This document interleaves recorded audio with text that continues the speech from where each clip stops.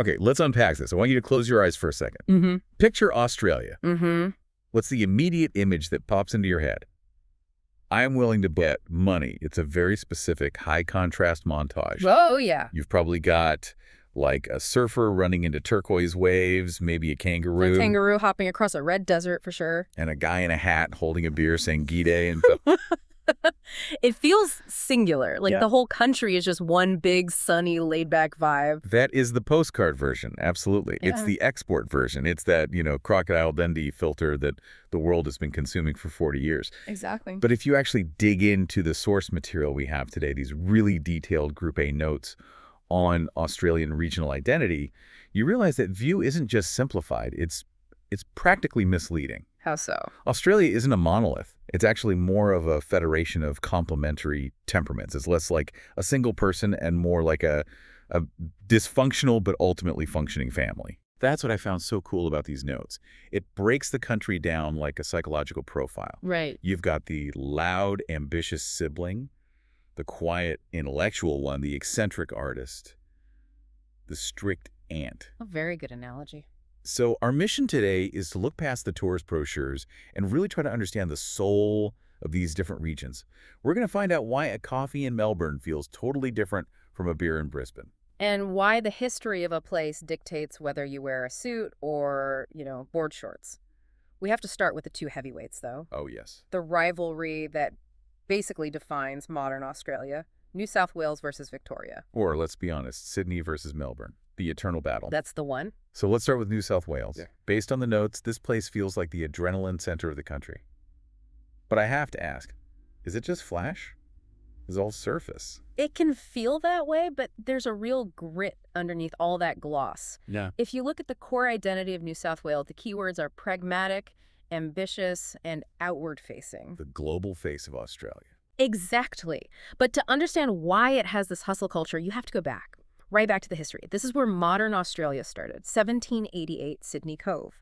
And it didn't start as a utopia. It started as a prison. Right, the convict origins. And that convict foundation is the skeleton key to the whole place. It created a society where your lineage, your background, it mattered so much less than your ability to just survive and build. So a meritocracy born out of necessity. In a way, yeah. In the UK, class was everything. In early Sydney, if you were a convict who could build a bridge or farm a crop, you became powerful. Yeah. It fostered this culture that is fast-paced, transactional, and incredibly confident. The note's called the Emerald City energy. Yes. It's flashy, it's beautiful, and it's completely unapologetic about it. I noticed the notes mention the geography of Sydney itself. It kind of mirrors this. It's chaotic, isn't it? The streets are a mess, a total mess. They wind around the harbor in this unplanned tangle because the city just happened. It grew out of necessity. It wasn't designed. Not at all. And that fits the vibe. It's a place that isn't afraid to show off its wealth. I loved the detail about the music scene there to illustrate this. Yeah. The notes bring up bands like AC/DC and NSS. Well, think about ACVC. That isn't subtle music. No, it's stadium rock. It's loud. It's confident.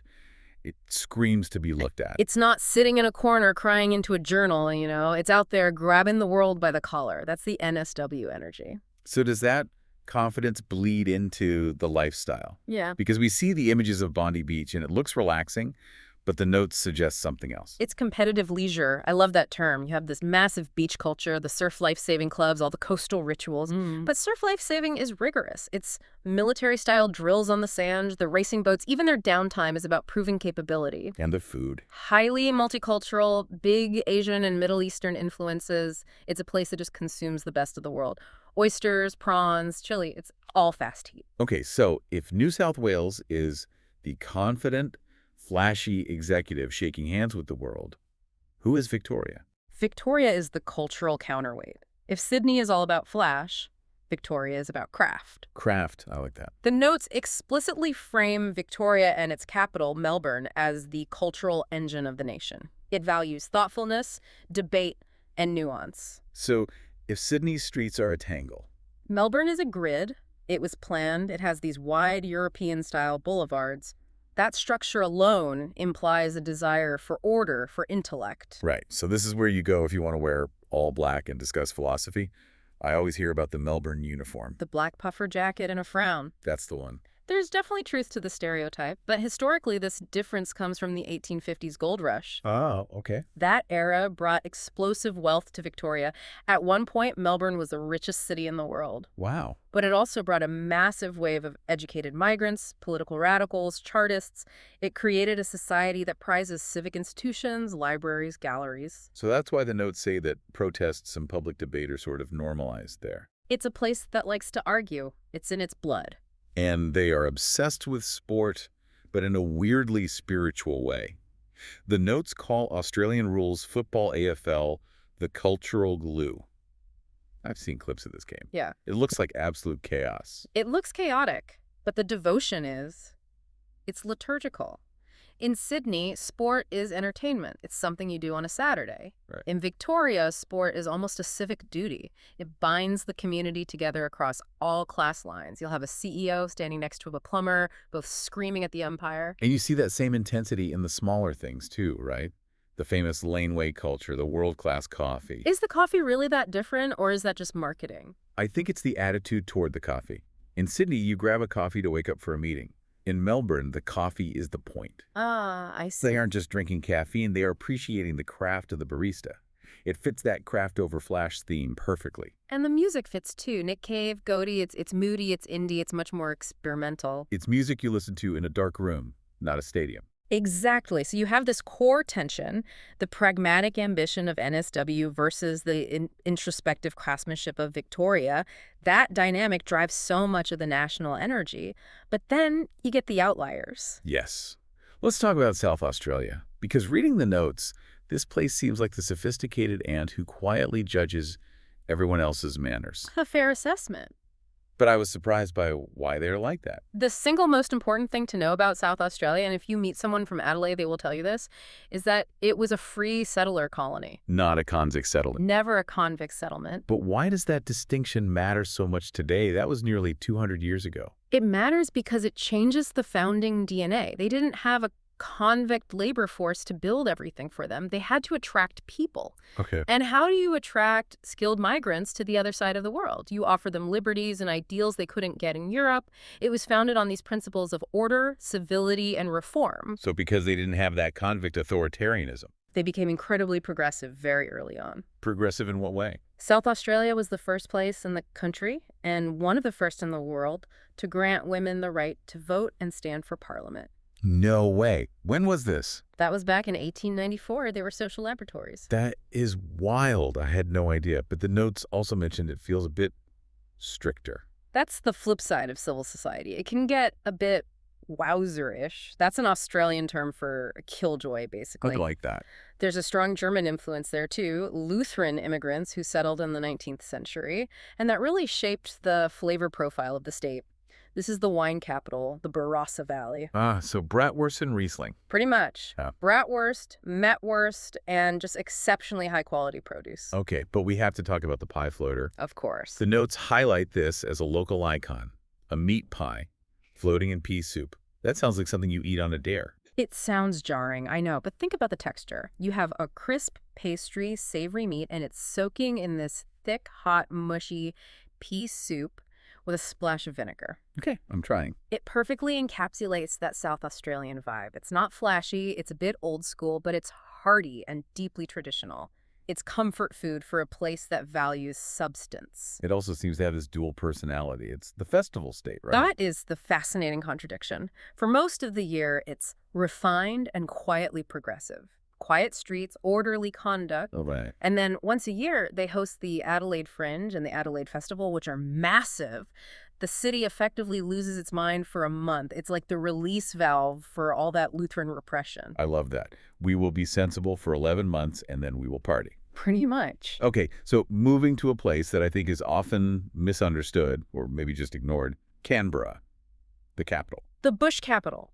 Canberra is fascinating because it's a planned city, but in a very different way to Melbourne. It didn't grow organically at all. Right, it was designed. By an American architect, Walter Burley Griffin, to be the compromise between Sydney and Melbourne because neither of them could agree on who should be the capital. The ultimate middle child. It really is.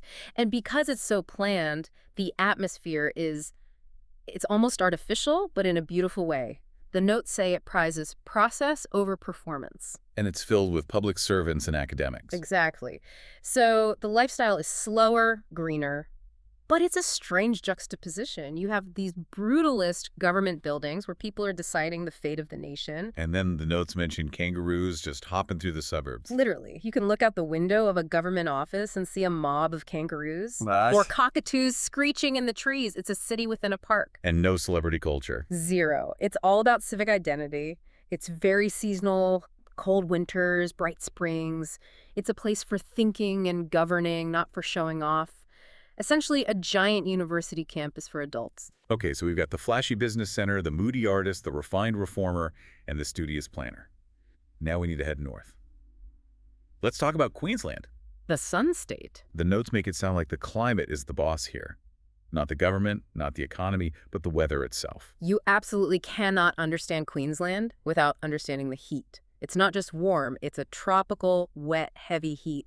It slows you down. So climate dictates culture. 100%. And you have this huge contrast between the laid-back coastal life, the Gold Coast surfing, and the rugged, tough, inland resilience. I think people often stereotype Queenslanders as just being relaxed, or maybe a bit simple, right? Just endless summer. That's the stereotype, the deep north hillbilly idea. But the reality is much more complex. The state motto is Audax et Fidelis, bold but faithful. Bold but faithful. There's a deep sense of optimism and freedom in Queensland. They are often underestimated by the southern states, but they have this incredible economic engine based on resources and tourism. One thing I wanted to touch on was the architecture. The notes mentioned the Queenslander. What is that? This is the perfect example of land shapes identity. A Queenslander is a house built on high stilts with wide verandas wrapping all the way around it. Why the still? They built them that way to catch the breeze and, crucially, to keep the house safe when the tropical floods come through. You don't see those houses in Melbourne because Melbourne is cold. In Queensland, the house itself is designed to survive the environment. And the sensory details in the notes are just delicious. Mangoes, pineapples, mud crabs, the Great Barrier Reef, the Daintree rainforest.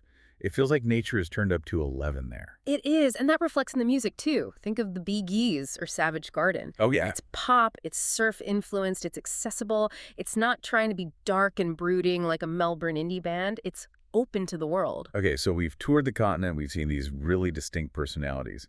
But this is the deep dive, so we need to connect the dots. Right. The notes have this meta-analysis section that I found really interesting. It argues there are these themes that hold all these different vibes together. Because right now, they sound like different countries. They could easily be different countries in Europe, but they are bound by a few deep, powerful threads. And the first one is exactly what we just touched on with Queensland. Land shapes identity. It's not just a backdrop. It is an active participant. Across every single region, the environment comes first.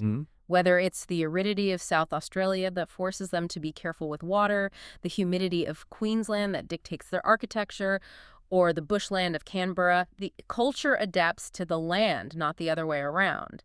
There's a respect for the scale of the continent that humbles everyone. You can't have an ego when the bushfire season starts. You really can't. And that connects to the second theme I saw, pragmatism over performance. Hilbert fuss. That is a core Australian value. Whether you are a winemaker in the Barossa or a surfer in Sydney, there's a preference for function over spectacle.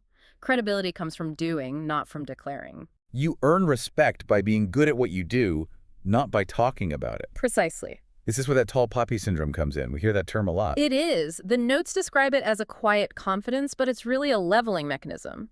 Tall poppy syndrome means that if you grow too tall, if you think you're better than everyone else, you get cut down. But doesn't that hold people back? That's the criticism, for sure.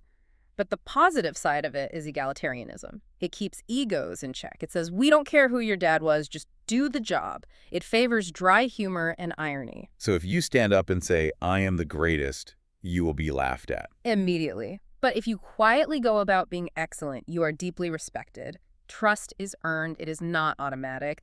That skepticism of authority and ego runs from the top of Queensland down to the bottom of Tasmania. Which leads right into anti-flash, pro-craft. We saw this in Victoria's coffee scene, but it's also in South Australia's wine and even NSW's surf culture. There is a deep respect for high skill and low hype. If something is too polished, too shiny, Australians tend to get suspicious. They want the substance. And we can't talk about the foundation of the country without talking about the indigenous presence. This is structurally central. The notes emphasize that across all these regions, indigenous land and history predate everything. It doesn't matter if you are in a skyscraper in Sydney or a vineyard in Adelaide. You are on Aboriginal land. How does that influence the modern identity, though? Is it just history? It's becoming part of the modern lens. We're seeing a shift where non-Indigenous Australia is learning to read the land through Indigenous eyes. Like with the seasons. Exactly. Recognizing Indigenous seasons, which are based on what plants are flowering or what fish are running, rather than just the 4 European seasons. It's the deep time that underpins the modern nation. It provides a root system to a relatively young, modern country. Another thing that seems to bind everyone together, for better or worse, is sport. We touched on it with Melbourne. But it's much broader than that. Sport as social glue. It's not just about winning. The notes make a great point here. Sport is a language for connection. It's how people signal belonging. So it's like talking about the weather in England. Better. It's a safe, passionate ground for interaction, whether it's the state of origin rugby matches where Queensland hates NSW for 80 minutes, and I mean hates them. It's intense. Or the obsession with cricket in the summer. It provides a rhythm to the year and a way for people to relate. You might disagree on politics, but you can agree that the referee made a bad call. So what does this all mean for us? Why does it matter that Australia isn't just one big beach? I think it matters because it redefines what a nation is. We tend to think national identity means everyone being the same. We think of patriotism as a uniform. Right. But looking at these notes, Australia acts more like a complex machine or an ecosystem. Like a machine with different gears. Exactly. You need the momentum and ambition of New South Wales to drive the economy. But if you only had that, you'd burn out. So you need the reflection and the critique from Victoria to give it meaning. You need the openness and resource-rich optimism of Queensland to keep things moving, and the reformist, orderly nature of South Australia to keep things civilized. And Canberra to file the paperwork. And Canberra to keep the process running. It's a federation of complementary temperaments. If everyone was a laid-back surfer, nothing would get done. And if everyone was a Melbourne philosopher, nothing would get built. Precisely. That's a really powerful way to look at it. It's not about unity through sameness. It's unity through balance. It makes me wonder about other countries, too. Does the U.S. work because New York compensates for California? That is the universal question, isn't it? A healthy nation probably needs these internal tensions. You need the accelerator and the brake. You need the dreamer and the pragmatist. Australia just happens to map those personalities onto its geography very, very clearly. I love that. It's a puzzle where the pieces actually fit, even if they look like they shouldn't. Well, next time you see a picture of a kangaroo on a beach, remember, there's probably a winemaker, a politician, and a punk rocker just out of frame, making the whole thing work. Thanks for listening to this deep dive into the many faces of Australia. We'll catch you on the next one.